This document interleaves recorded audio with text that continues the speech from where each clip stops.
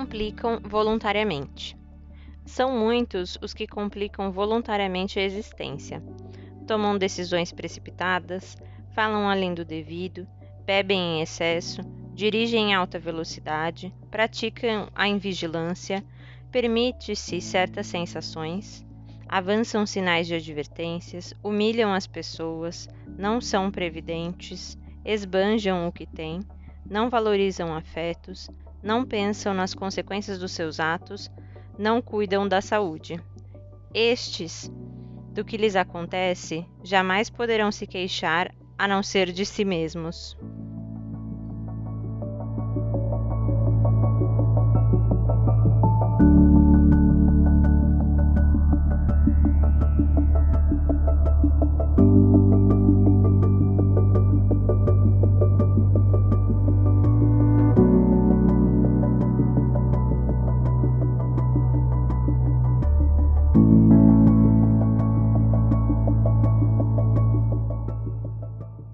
Então, bom dia a todos, que Jesus nos abençoe. Eu agradeço novamente o convite do Sandro, do Júlio de Abreu, e estamos aqui novamente na luta aí, tentando passar um pouco do que a gente aprendeu. Ok? Então, a gente pede a Jesus, plano espiritual maior, a Maria de Nazaré, a Deus, que nos abençoe sempre, sempre, especialmente nos dias em que estamos passando. Eu vou ler uma epístola de Paulo aos Coríntios, que ele diz assim: se nossa esperança em Cristo se limita a essa vida, somos os mais infelizes de todos os homens.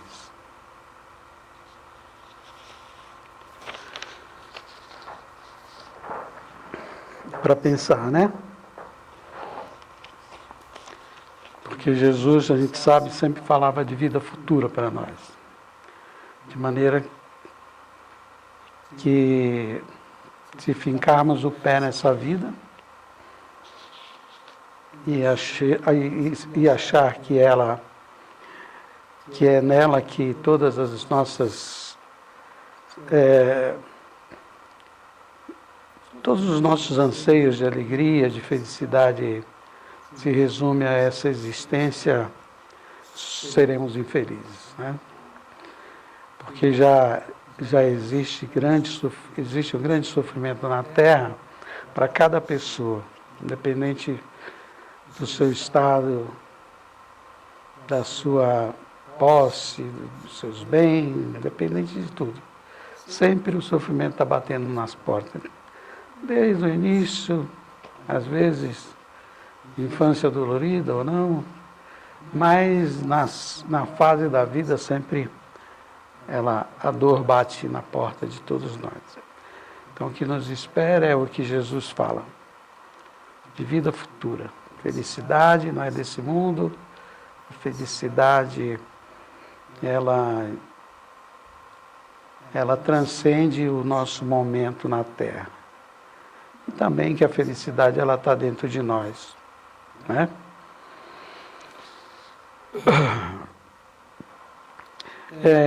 O Vinícius, no livro Em Torno do Mestre, nesse livro aqui,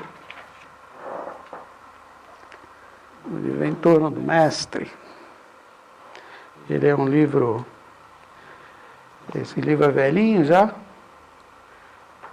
mas hoje ele já está com uma outra capa, com outra indumentária, está mais bonito, e eu gosto desse livro. Muitas mensagens, várias mensagens, pensamentos do Vinícius com relação à doutrina espírita, com relação à sociedade, aos tempos do Cristo, enfim. E ele fala no capítulo Ressurreição, Normalmente as mensagens desse livro são de duas a três páginas. São várias mensagens. E essa é a ressurreição. Está na página 158 desse livro. Ele diz assim que vivemos num mundo de ilusão. A verdade não está naquilo que vemos, mas precisamente naquilo que não vemos. Através daquilo que vemos, que cai sobre o domínio dos nossos olhos, é que a verdade se oculta.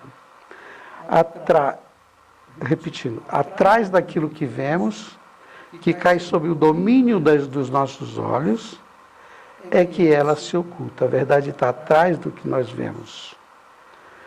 Jogando com as faculdades do espírito e não com os sentidos, é que se surpreende a realidade das coisas. Ainda hoje, muita gente supõe a Terra fixa, pois não consegue vê-la mover-se. Outros imaginam as cores como propriedade dos corpos. E se lhe dissermos que as cores não existem, são apenas aparências ou impressões particulares produzidas na retina pela luz, segundo a sua natureza própria, ou segundo a maneira como ela é refletida pelos corpos, duvidarão da nossa integridade mental. Miragem é um fenômeno que se observa nos desertos areosos africanos, da África, onde a gente vê ao longo na atmosfera, não é? Imagens, objetos, cidades, oásis, lagos, etc. A morte, dentro de todas as ilusões que nos cercam, a maior e a de mais séria consequência é a morte. Nada nos parece mais real e verdadeiro do que ela.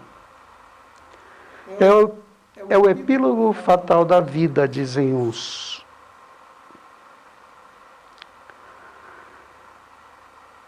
E a ciência, em vez de combater a morte, é a primeira a fortalecê-la, apresentando documentações em seu abono. Ou seja, assinar o atestado de óbito, dizer lá, não é que o órgão está morto, aquele órgão, e dá o atestado.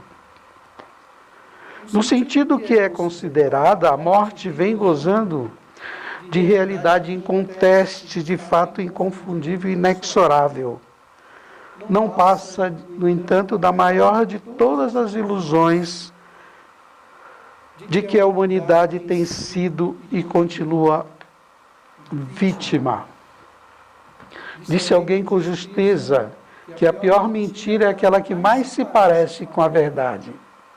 A morte está exatamente nessa condição, parecendo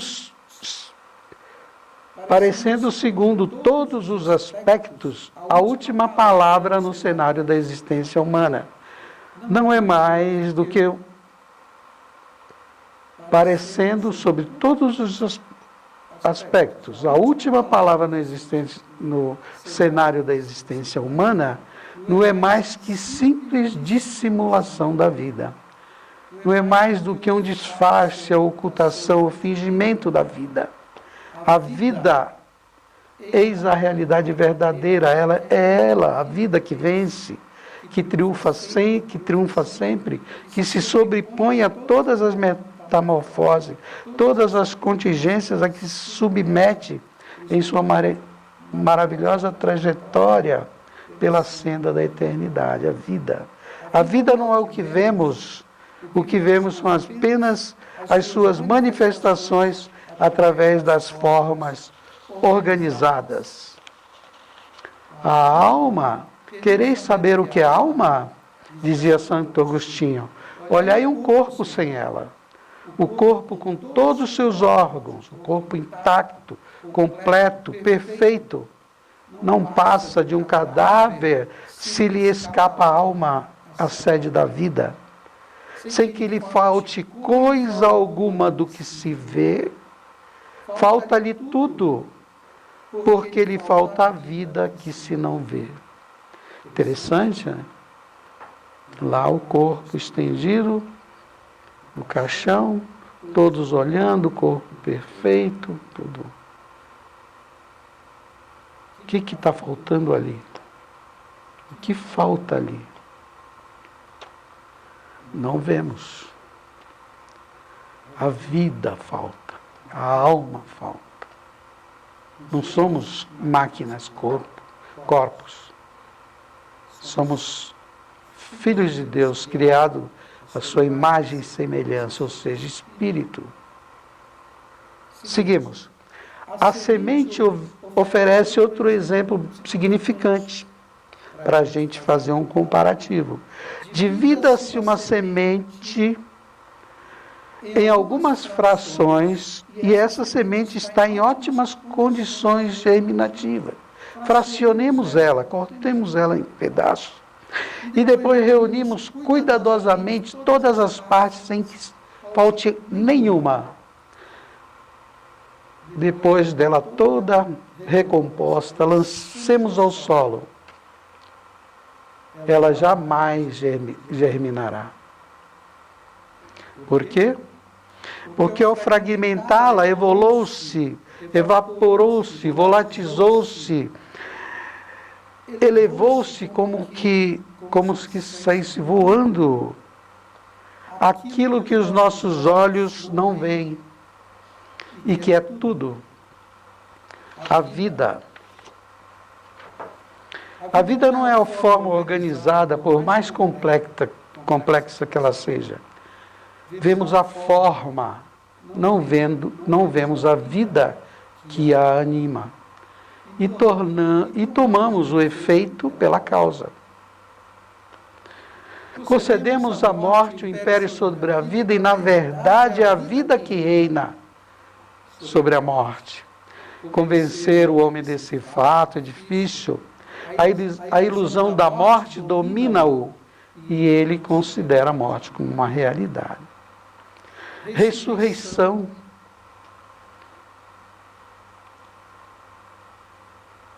Fenômeno natural que a cada instante opera em nosso meio, mas ainda é uma utopia pela ciência mundana e como um milagre pela fé dogmática. Quantas aparições aconteceram na humanidade? Quantos espíritos se apresentaram, tal como era durante a carne? Quantas aparições, quantas histórias, quantas verdades. Jesus é um exemplo maravilhoso disso. Ao passar pela terra, assinalou esse acontecimento extraordinário da história humana. Revelou a imortalidade através do testemunho positivo, palpável, categórico. Jesus veio a esse mundo exemplificar o poder da vida sobre a morte.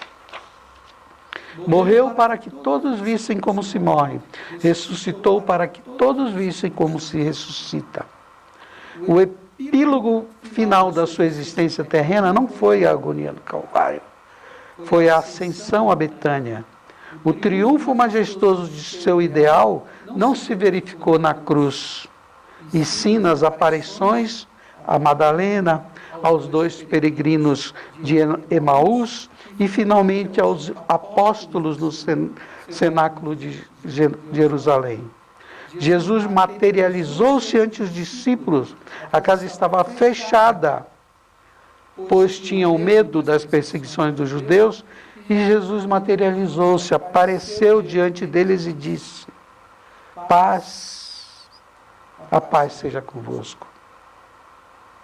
40 dias ensinando os apóstolos do que deveriam fazer, como deveriam se comportar, como deveriam agir, falando de humildade, falando de expectativa futura, de vida eterna, falando, exemplificando 40 dias na terra após a sua morte física. Mas como entrou, as portas estavam trancadas. Ora, sendo fluídico o seu corpo, sendo espiritual o seu corpo, sendo o seu corpo etéreo, fluídico, nada impede a sua passagem pelas paredes, pelas portas fechadas. Conosco acontecerá e acontecem as mesmas coisas. Essas aparições, esses fenômenos, não é?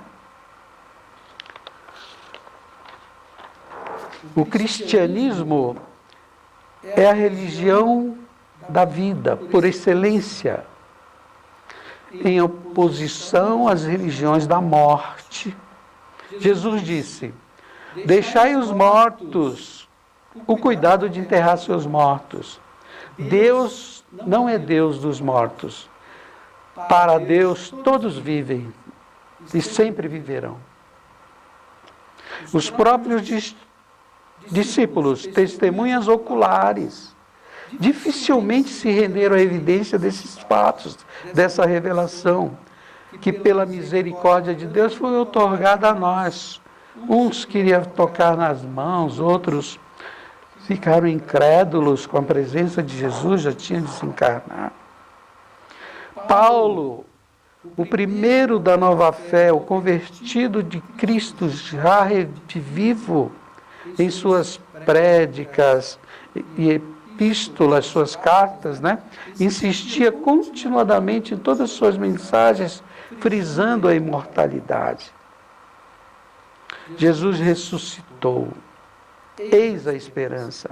Mais que esperança, eis a fé. Mais do que a fé, eis a certeza. Eis o fato positivo e palpável da continuidade da vida além do túmulo. A vida além do túmulo. Paulo disse: é necessário que esse corpo corruptível, que se transforma, se revista em incorruptibilidade, que essa forma mortal se revista de imortalidade. É necessário que vençamos o corpo, a vida material, e saiamos livres, libertos desse casulo que é o corpo, que serve para nossas experiências terrenas, porque sem ele não progrediríamos. De maneira que depois de cumprir a sua passagem, saímos libertos, com a mesma forma, com o corpo perispiritual, com o corpo fluídico, com o corpo espiritual, para o outro lado. Assim todos nos reconhecem. E somos e continuamos sendo individuais. A nossa individualidade permanece. O derradeiro inimigo, além de nós mesmos, a vencer é a morte. Quando esse corpo perecível e mortal se revestir de glória e de imortalidade, diremos: tragada foi morte na vitória. Onde está a morte, o teu poder? Quando transcendemos ao corpo, como Jesus o fez, como tantos outros. Onde está a morte, o teu poder? As vozes do céu, os espíritos a serviço de Jesus, diz: nada morre, nada extingue, nada se aniquila na natureza. A vida não é a vida, é a vida, não a morte que domina a criação. É o espírito que vence a morte, não é a morte que vence o espírito. E Vinícius, ele completa essa mensagem que eu vou ler, dizendo assim: a própria matéria não é destituída da mais pequena parcela. Seu aniquilamento é aparente, é ilusório. As formas se desfazem para se organizarem em seguida sob aspectos novos, mais aperfeiçoados. A ressurreição é a aurora perenal que envolve o universo. É o sol da vida, é o sol sem ocaso, pairando majestoso no levante sempiterno. Hosanas a Jesus ressuscitado, imagem da vida eterna, testemunho vivo da imortalidade, símbolo da vitória do Espírito sobre formas perecíveis. Tu és, como bem o disseste, Jesus, és a ressurreição e a vida. O que crê em ti, ainda que seja morto, viverá. E tudo o que vive e crê em ti, nunca morrerá.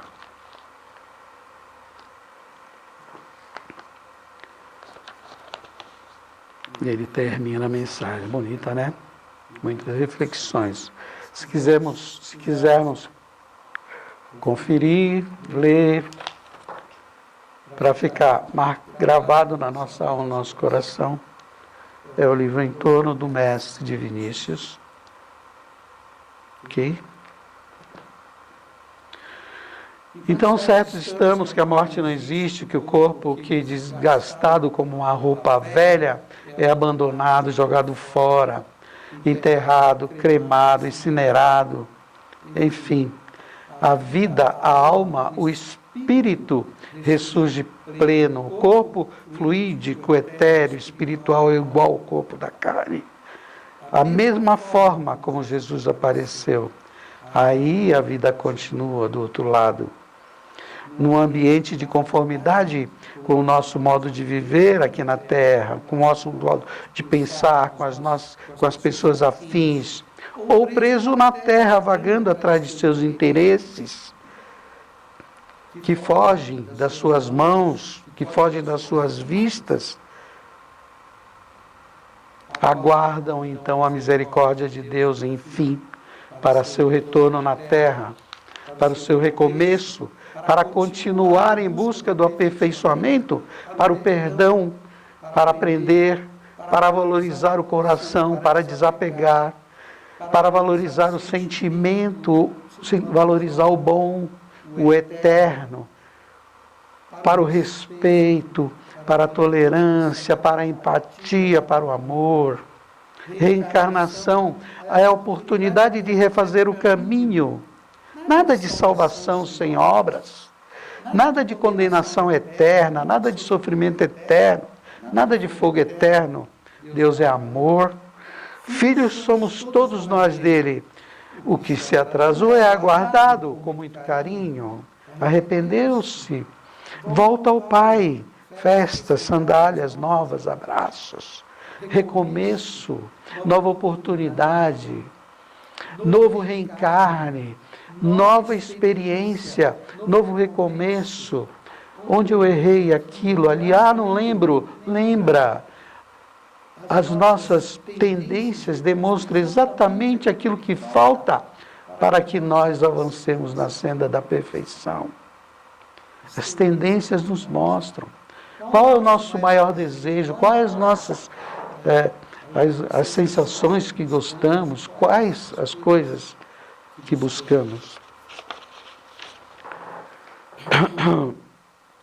Na pergunta 166 do Livro dos Espíritos, Kardec pergunta para os espíritos de luz, as vozes do céu, o Espírito Santo, como queiram, como a alma que não alcançou a perfeição durante a vida corporal pode acabar de se depurar? Essa é uma pergunta, a resposta dos espíritos.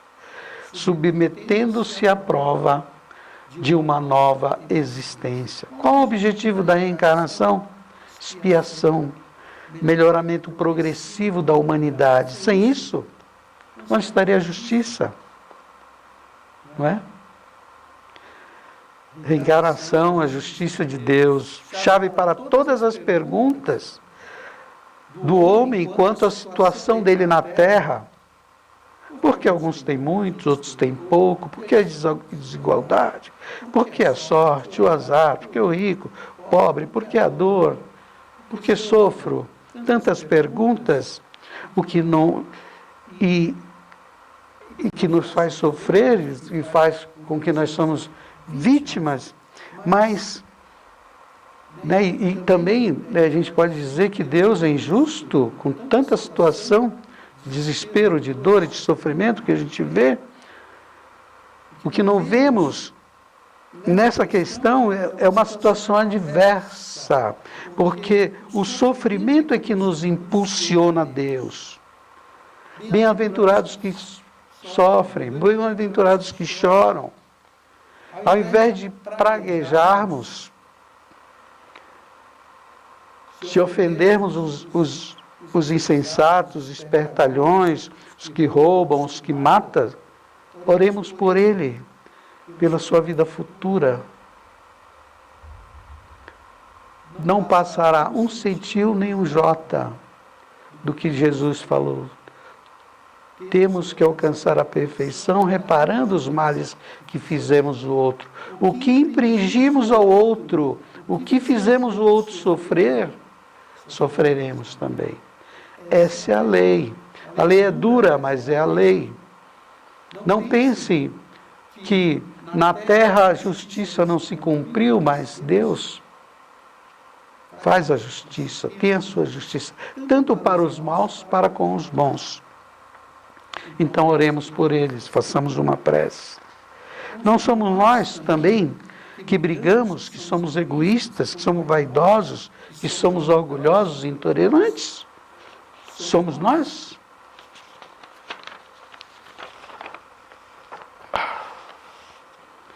Na passagem do Evangelho, Jesus fala a Nicodemos: é necessário nascer de novo. Se não nascer de novo, não poderemos ver o reino de Deus. Como nascer de novo? Como pode o velho entrar no ventre da mãe para renascer? Você é mestre em Israel, não sabe essas coisas? Se lhe falo das coisas materiais e vocês não entendem, você não entende. Como posso? Quanto mais as coisas do céu. Simples essa situação. Morre o corpo, que tem o prazo, se deteriora como uma roupa. Renasce o espírito, a vida segue, ele aguarda, quando já preparado, não é? Já entendendo sua situação, para um novo reencarne, num corpo diferente. Como Jesus veio, era grande, era o Filho de Deus, estava no esplendor dos céus. Renasce, filho de João e Maria, num corpinho frágil, de cuidado, e vive a vida por 33 anos. Como João Batista, como Elias, reencarna, João Batista, é o João Batista.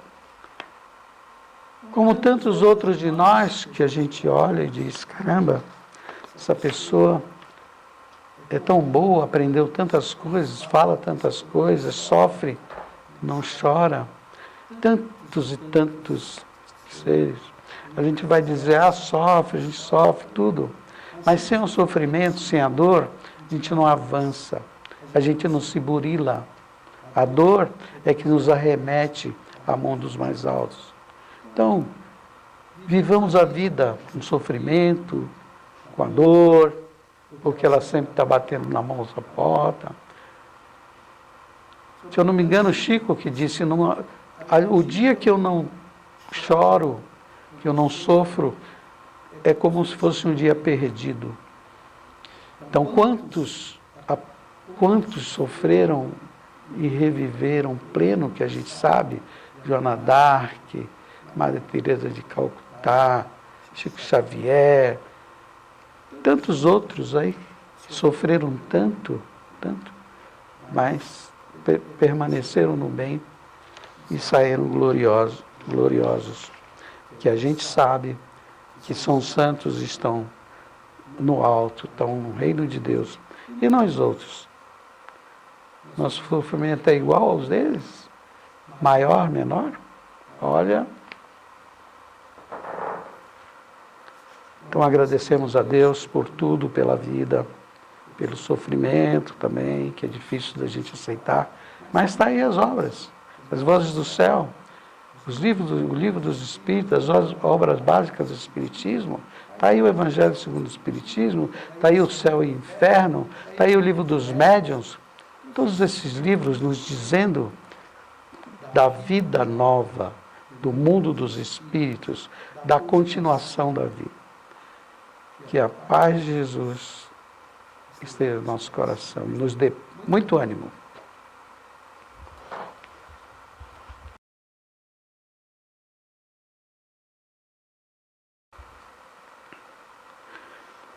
Então vamos fazer a nossa prece, né? Como a gente sempre faz, a prece de encerramento das reuniões, das palestras.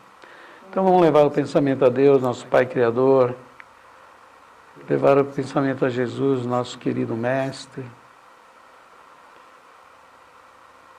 levar o pensamento aos Espíritos superiores, à Mãe de Jesus, pedir a todos eles, para todos nós da terra, a sua misericórdia, o seu amor, o seu perdão,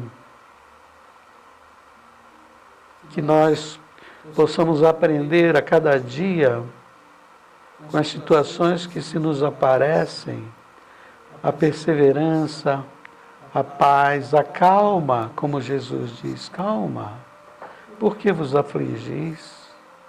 Eu estou aqui. E Jesus está. Ele voltou através dos ensinos dos espíritos superiores a nós. Redivivo, seus ensinamentos estão vivos para todos nós.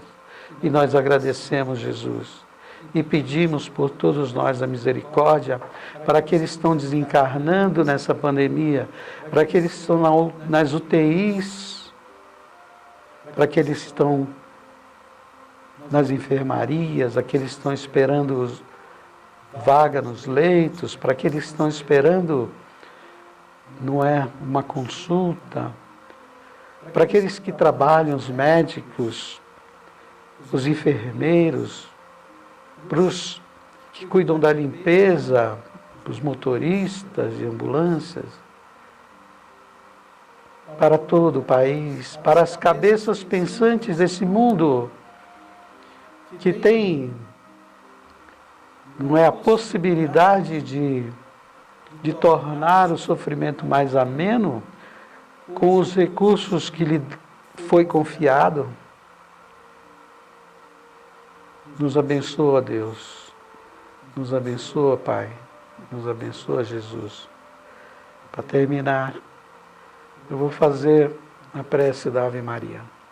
Ave Maria, cheia de graça, o Senhor é convosco. Bendita sois vós entre as mulheres. Bendito o fruto do vosso ventre, Jesus. Santa Maria, Mãe de Jesus, rogai por nós, os pecadores, agora e na hora do nosso desencarne. Amém. Coloque, Mãe, um remédio na água que nós vamos beber agora, para que nós possamos ter anticorpos ante esse vírus. Graças a Deus.